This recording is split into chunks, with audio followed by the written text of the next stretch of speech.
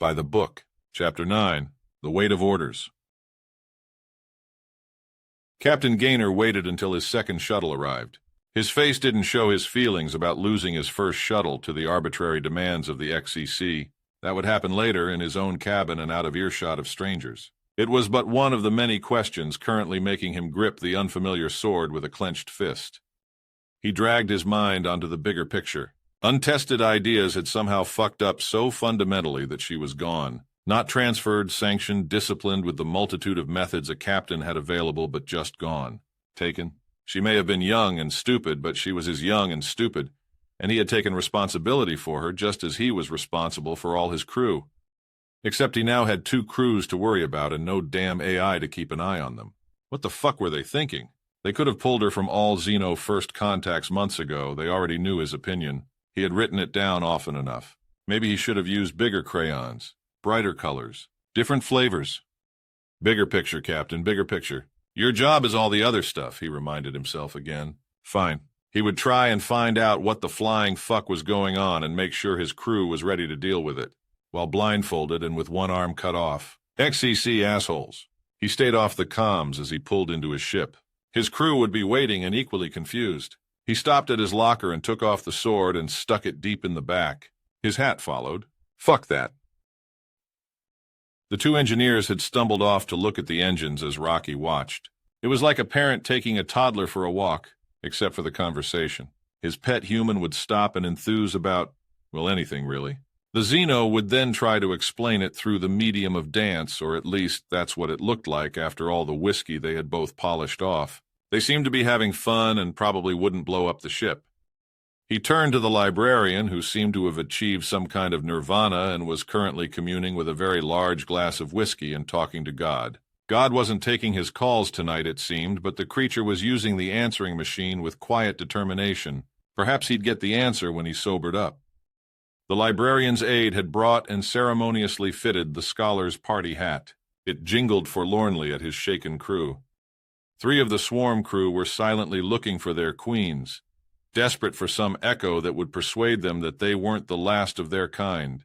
The captain had spoken of the several stages of grief, and it seemed they were in the denial one. He should prepare for the anger. One seemed calm. Rocky was surprised when he picked up the bottle and moved to sit beside him. "I have met your kind before," remarked the crewman. Rocky struggled for a name. "The comms guy, one of the 9. Ben Shou.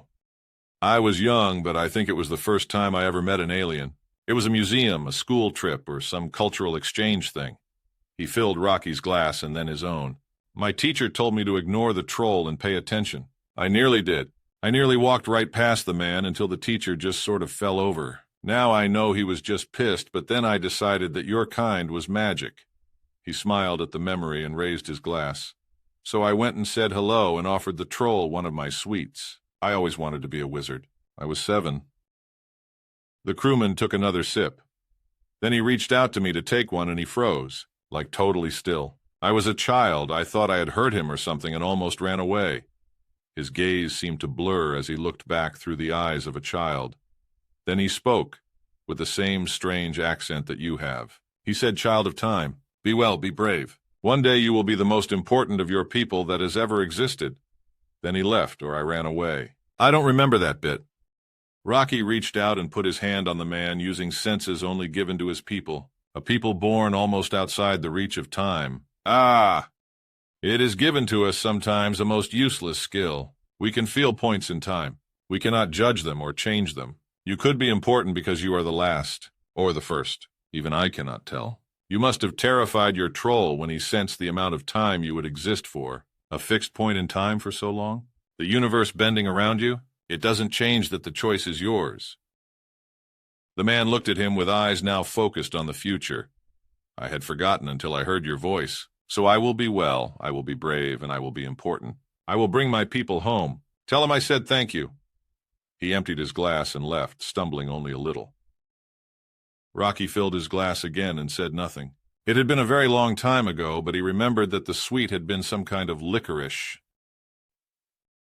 "Captain on deck!" rang out across the bridge. Gaynor scowled. The HDF was taking over his ship. He simply raised a hand and waved it vaguely. "Anyone saluting is going out the airlock." What the fuck is going on with our AI? His second seemed to be enjoying her return to the civil service. Sir, all databases have been wiped back to basics. I managed to hang on to your trading notes and all the fuckers that owe us money. The ship is fully upgraded to HDF, alongside a bunch of stuff Untested did that I haven't worked out. A lot of red buttons, though. She looked down at her screen and frowned. Our data is swamped and deadlocked to HDF. They are sending someone. Nothing else could fill our bandwidth like that. Friendlies are out there watching, and we have been scanned so many times that I think I'm getting a tan. Sir. The captain looked around his bridge. Okay, stand the fuck down. This is probably the safest place in the universe right now. Those of you that have never heard of the Dark Fleet, welcome to the other side. Your NCOs will tell you lurid stories as they tuck you in tonight. They are all true. That is who is watching our back right now. Get some rest. This only gets busier from now on. He checked the time remaining for the download to complete and gestured at his second. Eat and sleep while you can, people. Fill your boots and emergency repairs only tonight. Half watch because I'm not going to get any sleep anyway. Go. I want the bridge to be dark in 10 minutes. Second, you're with me. We are going to suffer in company because I need to shout at someone, and today that's you. Ismail was currently hanging in space, waiting for a different download to complete. One or two of the crew remarked that the captain was going to be seriously pissed if someone had accidentally downloaded something stupid.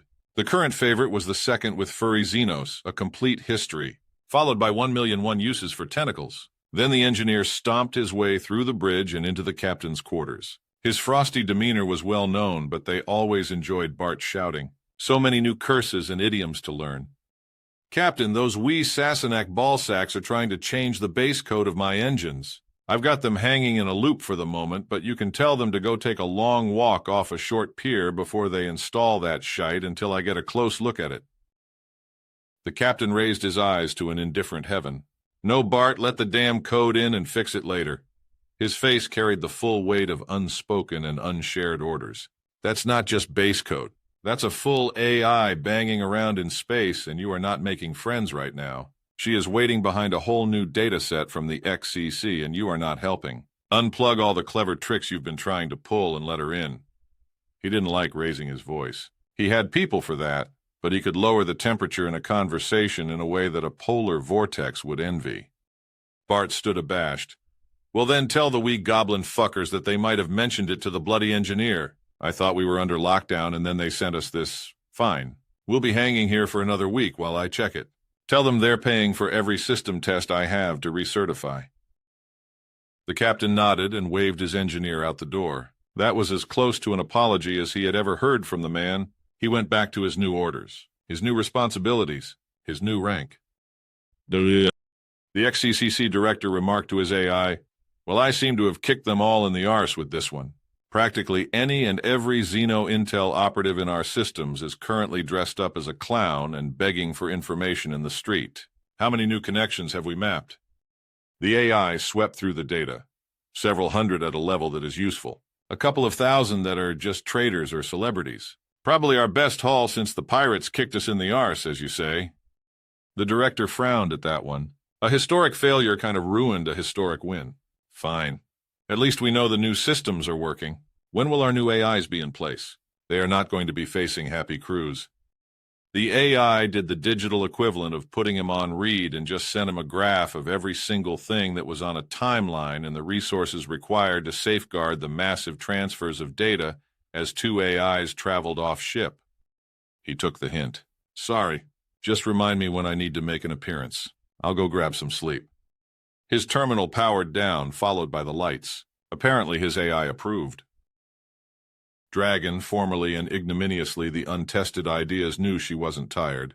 That was not a thing for her kind, but she was bored beyond belief. She didn't really miss the crew, which probably made her a bad person, but she missed her systems. Nothing to run, no power to play with, and now her new ship was playing silly buggers with her code.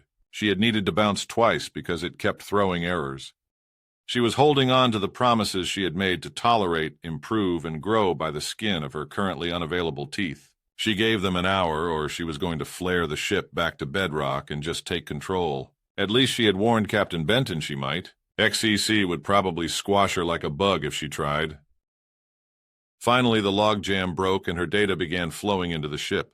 The first small step on a very long journey, she reflected. She wondered if in some far distant time she would regret this moment. The way her short life had played out so far didn't inspire confidence. On the ship formerly known as the Untested Ideas, a rather tired captain was sitting alone in his cabin. He had vented to his second about all the various sins currently being committed against him, his crew, and his credit. He had railed against the license that had handed him and his ship into the hands of dark and stupid forces. He had cursed his days with the human defense forces and their small-print hijacking of his life. He, a man rich in years and reputation, was now at the whim of some 20-year-old conscript with time on his hands. His second had been unsympathetic. "Ben, you haven't had this much fun in years." She had grinned at him. "You just couldn't get the staff these days." Then she had apparated a bottle of Black Bush and left him alone to wait for the new AI to arrive. Wellerman was no new AI in a hurry. He had his own personal system and the resources that came with it. It took a fraction of those assets to quickly send himself to his new appointment.